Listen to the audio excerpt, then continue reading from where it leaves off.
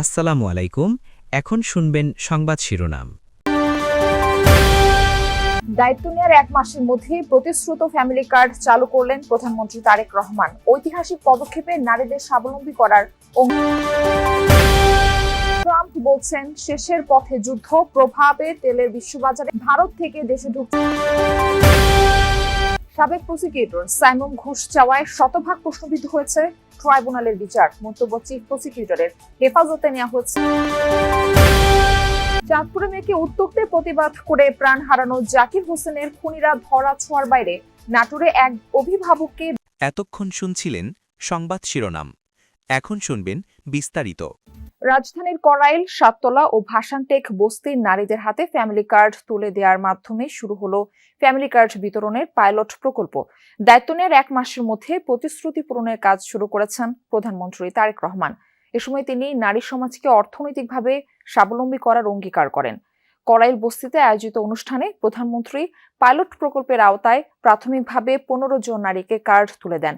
আগামী 5 বছরের মধ্যে দেশের 4 কোটি নারীর কাছে এই ফ্যামিলি কার্ড পৌঁছে দেওয়ার লক্ষ্যমাত্রা নির্ধারণ করেছে সরকার। ফ্যামিলি কার্ড তুলে দিয়ে প্রধানমন্ত্রী বলেন, নারীদের ক্ষমতায়ন ছাড়া দেশে প্রকৃত উন্নয়ন সম্ভব নয়।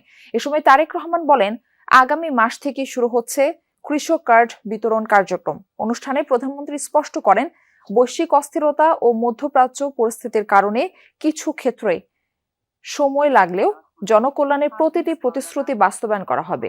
সামাজিক নিরাপত্তা নিশ্চিত করতে মোবাইল ফিনান্সিয়াল সার্ভিসের মাধ্যমে সরাসরি অর্থ সহায়তা পৌঁছে দেওয়ার এই উদ্যোগকে তিনি একটি ঐতিহাসিক পদক্ষেপ হিসেবে উল্লেখ করেন। এ সময় তিনি দেশ গড়ার কাজে সবাইকে ধৈর্য ধরার আহ্বান জানান। প্রাথমিকভাবে দেশের 13টি জেলার 15টি ওয়ার্ডের প্রায় 37,567 জন এই ফ্যামিলি কার্ডের আওতায় আসছেন। আজকে আমার জন্য যেমন একটি ইমোশনাল দিন, আমি মনে করি আমার সরকার এবং আমার দল বাংলাদেশ জাতীয়তাবাদী দলের জন্য একটি ঐতিহাসিক এবং একটি ইমোশনাল দিন। আজকে আগামী মাসের ভেতরে আমরা কৃষক ভাইদের কাছে আমরা কৃষক কার্ড তুলে দিতে সক্ষম হব ইনশাআল্লাহ। বৈশ্বিক পরিস্থিতির কারণে ক্ষেত্র বিশেষে হয়তো আমাদের কিছু কিছু ক্ষেত্রে সময় বেশি লাগতে পারে প্রতিশ্রুতিগুলো বাস্তবায়নের জন্য। সেজন্যই আজকে আমি সকলকে অনুরোধ করব যে আসুন আমরা ধৈর্যের সাথে সমগ্র পরিস্থিতি যেমন একটি ইমোশনাল দিন, আমি মনে করি আমার সরকার এবং আমার দল বাংলাদেশ জাতীয়তাবাদী দলের জন্য একটি ঐতিহাসিক এবং একটি ইমোশনাল দিন। আজকে আগামী মাসের ভেতরে আমরা কৃষক ভাইদের কাছে আমরা কৃষক কার্ড তুলে দিতে সক্ষম হব ইনশাআল্লাহ। বৈশ্বিক পরিস্থিতির কারণে ক্ষেত্র বিশেষে হয়তো আমাদের কিছু কিছু ক্ষেত্রে সময় বেশি লাগতে পারে প্রতিশ্রুতিগুলো বাস্তবায়নের জন্য। সেজন্যই আজকে আমি সকলকে অনুরোধ করব যে আসুন আমরা ধৈর্যের সাথে সমগ্র পরিস্থিতি মোকাবেলা করি। বিশ্ববাজারে তেল সরবরাহ স্বাভাবিক রাখতে নানা পদক্ষেপ নেওয়া হচ্ছে, এমন দাবি করেছেন মার্কিন প্রেসিডেন্ট ডোনাল্ড ট্রাম্প। জানিয়েছেন বিভিন্ন দেশের উপর থেকে তেল সংক্রান্ত নিষেধাজ্ঞা তুলে নেওয়ার কথা বলেছেন। হরমুজ প্রণালী খোলা রাখতেও ব্যবস্থা নিচ্ছেন। তার হুঁশিয়ারি, হরমুজ প্রণালী দিয়ে তেল সরবরাহ বন্ধ থাকলে 20 গুণ শক্তিশালী হামলা হবে ইরানে। ট্রাম্পের এসব বক্তব্যের পরপরই চাঙ্গা হয়ে ওঠে এশিয়ার শেয়ার বাজার। বিশ্ববাজারে বড় ধরনের দরপতন হয় অপরিশোধিত।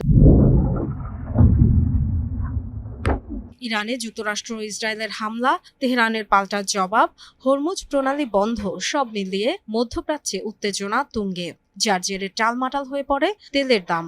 সোমবার ব্যারেল প্রতি $120 পর্যন্ত পৌঁছে যায় ব্রেন্ট ক্রুড অয়েলের দাম। অস্থির এই সময়ে ডোনাল্ড ট্রাম্প বললেন, জয় নিকটেই, খুব শিগগিরই বন্ধ হবে যুদ্ধ। কেবল তাই নয়, তেলের বাজারে অস্থিরতা কমাতে নানা উদ্যোগের কথাও জানালেন। মার্কিন প্রেসিডেন্টের হুঁশিয়ারি, হরমুজ প্রণালী বন্ধ রাখলে আরো 20 গুণ শক্তিশালী আঘাত হবে ইরানে। অপারেশন এপিক ফিউরির পাশাপাশি আমরা বিশ্বজুড়ে জ্বালানি সরবরাহ স্বাভাবিক রাখার দিকেও নজর দিচ্ছি। একটি সন্ত্রাসী সরকারকে পুরো বিশ্বকে জিম্মি করে জ্বালানি সরবরাহ বন্ধ করতে দেব না। ইরান যদি তেমন কিছু করে, তাদের আরো বহুগুণ শক্তি দিয়ে প্রতিহত করা হবে। এত দ্রুত শেষ করে দেব, আর কখনো সোজা হয়ে দাঁড়াতে পারবে। জ্বালানি সরবরাহ স্বাভাবিক রাখতে অনেক দেশের উপর থেকে নিষেধাজ্ঞা তুলে নেওয়ার কথাও জানান ট্রাম্প। তবে কোন কোন দেশ তা স্পষ্ট করেননি। হরমুজ প্রণালী দিয়ে জাহাজ চলাচলে নিরাপত্তা নিশ্চিতে এমনকি ট্যাঙ্কারের ইন্স্যুরেন্সের ব্যবস্থাও করবেন বলে জানান। ইন্স্যুরেন্সের ব্যবস্থা করে দেবে যুক্তরাষ্ট্র। তেল সংক্রান্ত অনেক নিষেধাজ্ঞা তুলে নিচ্ছি আমরা। তালিকা থেকে অনেক দেশকে বাদ দিচ্ছি। হয়তো সামনে আর নিষেধাজ্ঞা দিতেই হবে না। যখন প্রয়োজন হবে মার্কিন নেভি ও তার মিত্ররা ট্যাঙ্কারগুলোকে নিরাপত্তা দিয়ে পার করে দেবে।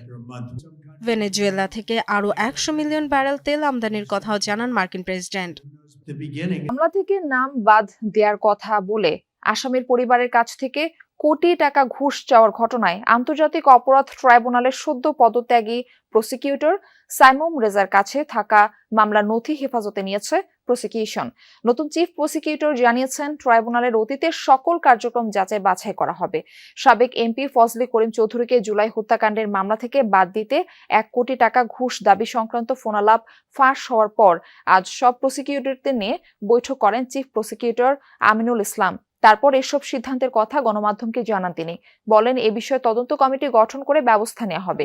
বিষয়টিকে ট্রাইব্যুনালের জন্য দুঃখজনক ও বিচার ব্যবস্থাকে প্রশ্নবিদ্ধ করার শামিল বলে উল্লেখ করেন তিনি। পার্টিকুলারলি সেই মামলাটা আমি আজকে তাৎক্ষণিকভাবে যার কাছে ছিল আমি সেটা কল ফর করেছিলাম, করে আমি এই কেসটা প্রাথমিকভাবে এটার সম্পর্কে আমি খোঁজখবর নিয়েছি। এইরকম যদি কোনো বিষয় হয় তাহলে তো অবশ্যই আমাদের ট্রাইব্যুনাল নিয়ে প্রশ্ন উঠে, আমাদের ইমেজ সংকট হয় এবং এইগুলি, এটা তো সঙ্গত কারণেই যে এরকম প্রশ্ন উঠবে কেন। আন্তরিকভাবে আমি খুব অভিভাবক শূন্য দুর্নীতি দমন কমিশন সপ্তাহ পেরোলো, নতুন চেয়ারম্যান কমিশনার নিয়োগে গঠন করা হয়নি সার্চ কমিটি।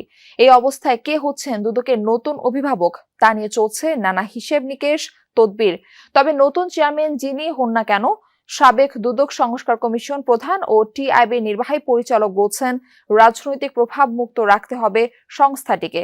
রাঘব বোয়ালদের আইনের আওতায় আনার মাধ্যমে প্রমাণ দিতে হবে নিরপেক্ষতার। বিএনপির নেতৃত্বাধীন সরকার দায়িত্ব নেওয়ার 2 সপ্তাহের মাথায় মেয়াদের আগেই পদত্যাগ করেন চেয়ারম্যান আব্দুল মোমেন সহ 2 কমিশনার। এরপর থেকে নেতৃত্ব শূন্য স্বাধীন সংস্থাটি। এতে থমকে গেছে আওয়ামী লীগের ভিআইপিদের দুর্নীতির অনুসন্ধান তদন্ত। মেয়েকে উত্তক্তের প্রতিবাদ করায় চাঁদপুরের মতলব উত্তরে এক কৃষক বাবাকে পিটিয়ে হত্যার অভিযোগ উঠেছে। স্বজনরা বলছেন, মেয়েকে উত্তক্তের ঘটনায় স্কুলে অভিযোগ করায় ক্ষিপ্ত হয়ে হামলা চালায় অভিযুক্তরা। গুরুতর আহত অবস্থায় 13 দিন চিকিৎসাধীন থাকার পর ঢাকায় মারা যান তিনি। কিন্তু এখনো হামলাকারীদের কাউকে গ্রেফতার করতে পারেনি পুলিশ। একমাত্র উপার্জনক্ষম ব্যক্তিকে হারিয়ে চরম অনিশ্চয়তায় পড়েছে দরিদ্র পরিবার। মেয়ের স্কুলে যাওয়ার পথ নিরাপদ করার আকাঙ্ক্ষায় কাল হলো হতভাগ্য এক বাবার। একমাত্র উপার্জনক্ষম ব্যক্তিকে হারিয়ে দিশেহারা পরিবারের সদস্যরা। আহাজারি যেন থামছেই না। চাঁদপুরের মতলব উত্তরের হরিণা গ্রামের বাসিন্দা 5 সন্তানের জনক জাকির হোসেন মিয়াজি কৃষি কাজ করে সংসার চালাতেন। পরিবারের অভিযোগ, জাকিরের 9ম শ্রেণীতে পড়ুয়া মেয়েকে স্কুলে যাওয়া আসার পথে দীর্ঘদিন উত্ত্যক্ত করত স্থানীয় কয়েকজন